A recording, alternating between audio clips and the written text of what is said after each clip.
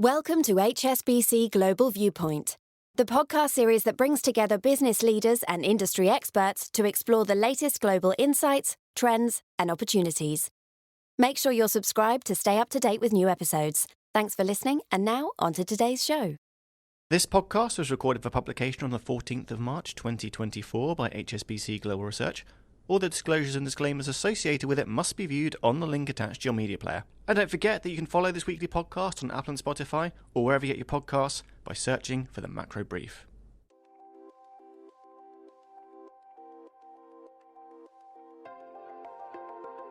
Hello, I'm Piers Butler and welcome to the Macro Brief.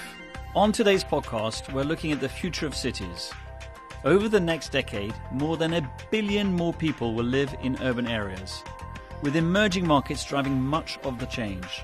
And while this might sound like a positive for the growth outlook, a lot needs to be done to make sure cities unlock this economic potential. But as we're about to find out, this is no easy task. I'm joined in the studio by James Pomeroy, Global Economist. James, welcome to the podcast. Thank you for having me. So let's start with this stat du jour, the next urban billion. What's that all about?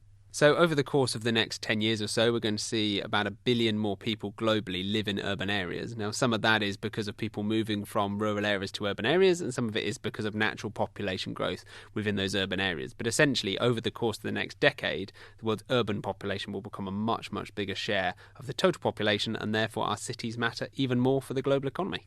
Now, hang on. We were on this very podcast talking about your previous report, the baby bust. Yes. Which is all about declining populations. How do we reconcile those two things? Exactly. Well, globally, populations, as we said, will probably start to decline in 2040, 2050 sort of time. So before then, we've still got some population growth in the pipeline, and that population growth is disproportionately happening in those emerging market economies where you have still birth rates above the 2.1 replacement rate, whereas in many developed economies, you have much lower birth rates, starting to see shrinking populations, a very different dynamic. But globally, these emerging markets still have got some population growth in them for now and still got a rapid urbanization rate.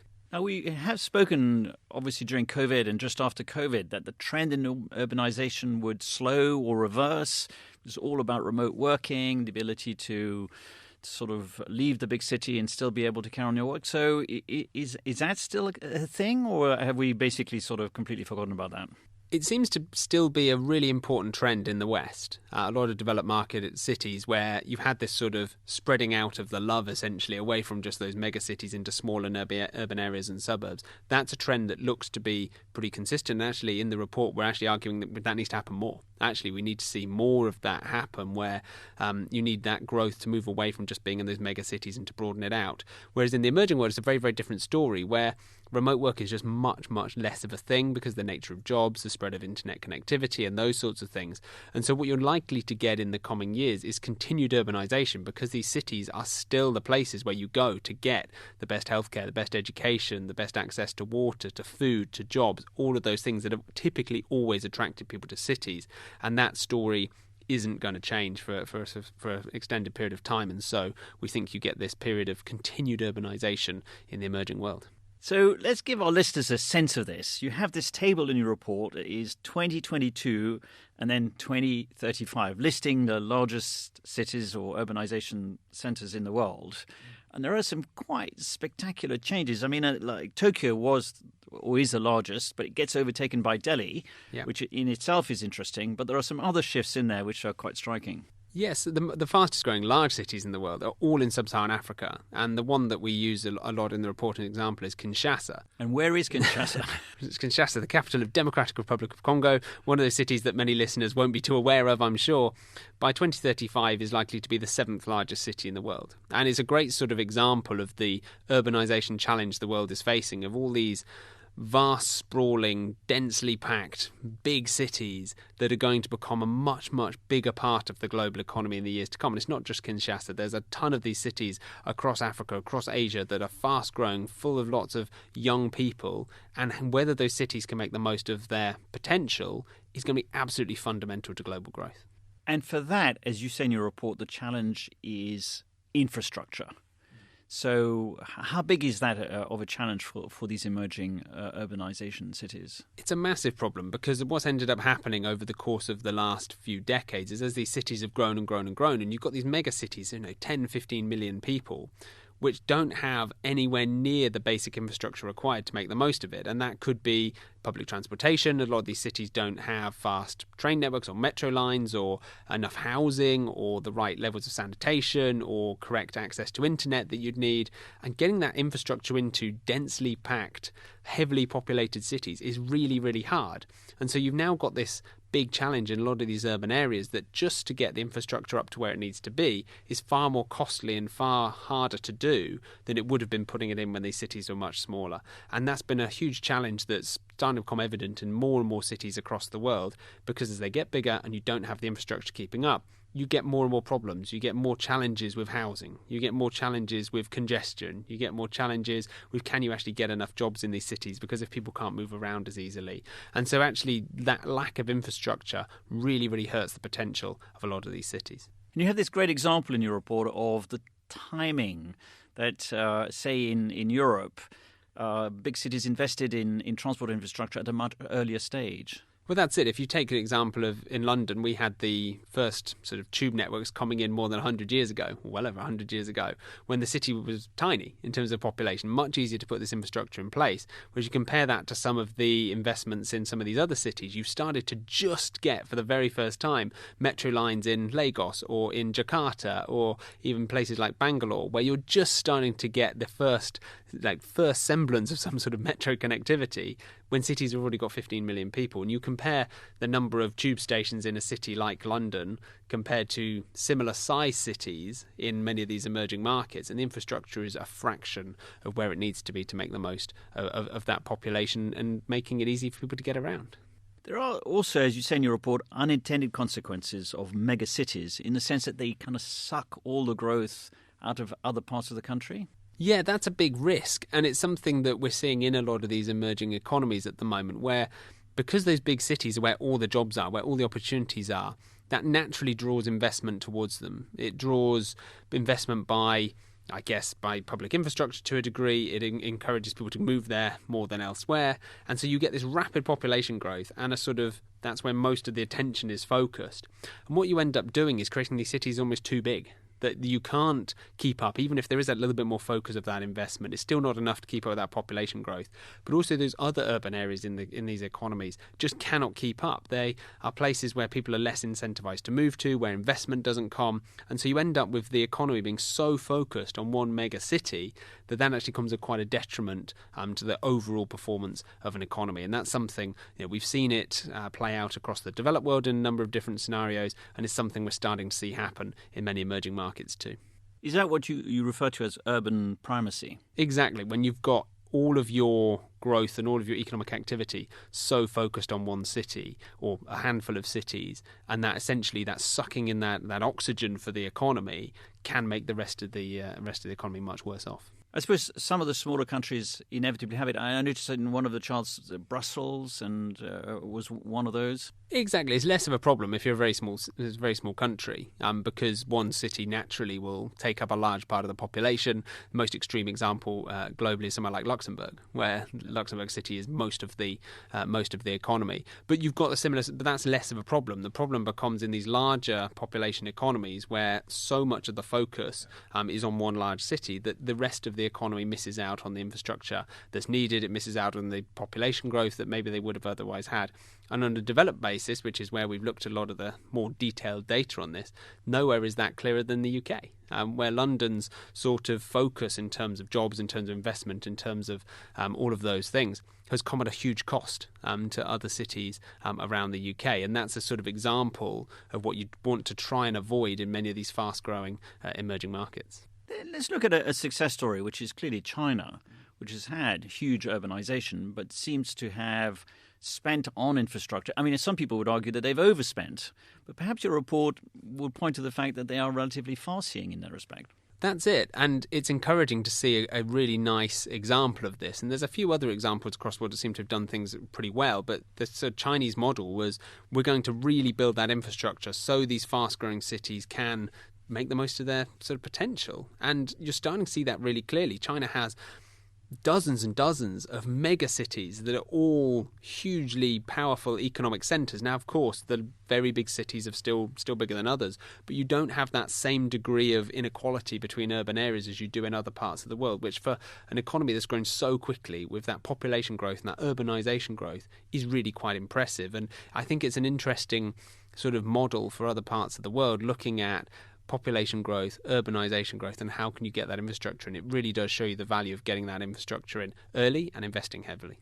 And added to that, China's been able to manage migration more effectively than perhaps some of the other emerging countries. Yeah, to a degree. The hukou system does make it a little bit easier in terms of how you can slow down that natural pace and stop people just naturally being drawn to those larger cities. But that can happen in a number of different ways, and it can be incentives, it can be making sure those other urban areas grow quickly, investing in the right things. There's other ways you can make it happen, and I think that the overarching lesson from China has been to not make the economy so focused on one or two cities, and having that sort of broader reach of economic growth coming from a number of different urban areas can be really, really powerful and way to improve both growth but also social outcomes as well. The other place where it is beginning to really happen is India. Talk to us about that. So India's a fascinating example. It sort of straddles both sides of this debate, where Indian cities grew very, very quickly over the course of the last few decades. Massive populations, but also a real lack of infrastructure in a lot of these cities, not just within those cities, but joining them.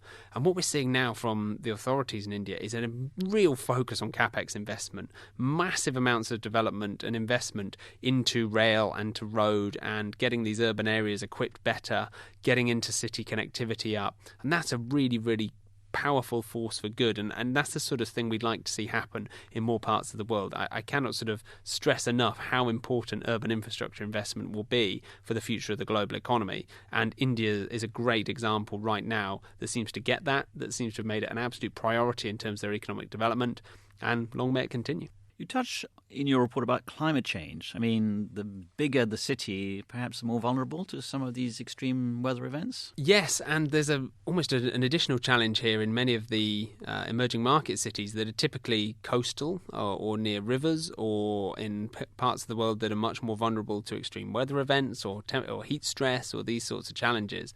And so what you end up needing is to build greater resilience as well. So investing in infrastructure isn't just about transportation. It's about making sure that there's enough housing, that there's enough drainage, that there's enough there's enough running water. All of the things that are absolutely crucial. And if you're in a city that's more exposed from a climate change perspective, the need for that investment is even higher, because the shocks of those climate shocks on those cities will be much, much more clearly felt. So as you put it in your report, we need to build stuff, lots of it. But who's going to fund it?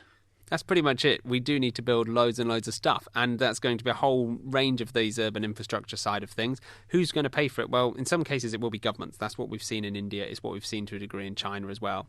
Some of it will have to come from development banks, because a lot of the economies who need this infrastructure most pressingly don't have the funds available to them. So development banks and those sorts of areas is an obvious source for this funding.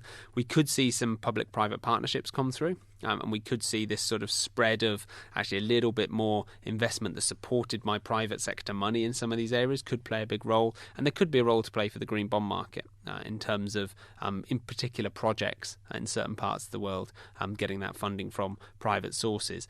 But getting that money is easier said than done. The amounts of money that have to be spent are in the trillions of dollars a year globally. And it's easy for us to sit here and say we just need to spend more money.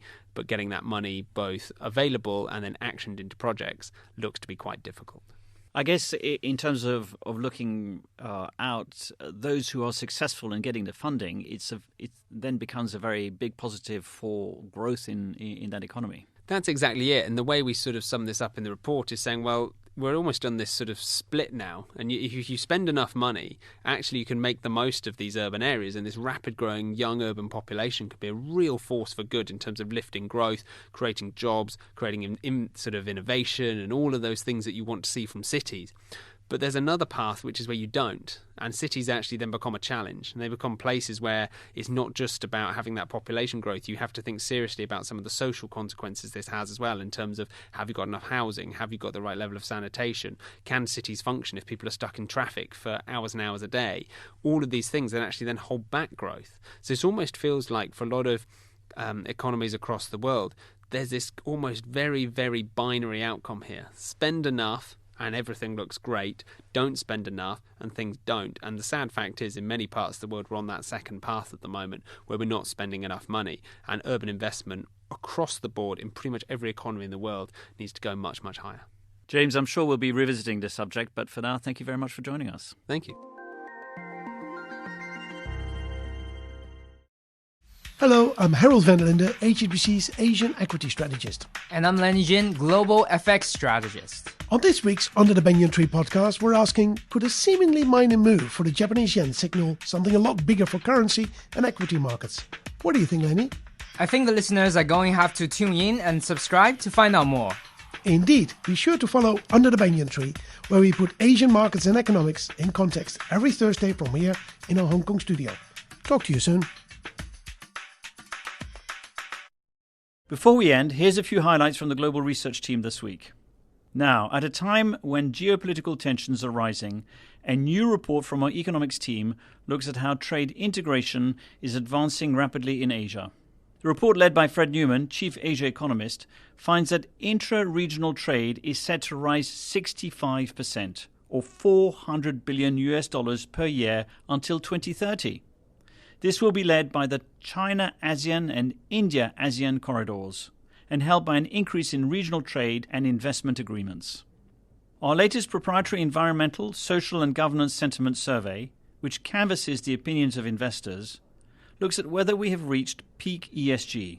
Geopolitical distractions and anti-ESG sentiment in the US provide headwinds to the growth of sustainable investment. However, Wei-Shin Chan, head of ESG research, says the results also show room for optimism, with a sizable proportion of survey respondents planning to increase their ESG incorporation. And don't forget, the first HSBC Global Investment Summit takes place in Hong Kong between the 8th and 10th of April. More than 2,000 delegates will come together to hear insights into global trends from a world-class lineup of experts, political leaders and decision makers. For more details on that or anything that we've talked about on today's podcast, please email askresearch@hsbc.com. So that's a wrap. Thanks very much for listening to the Macro Brief. We'll be back again next week.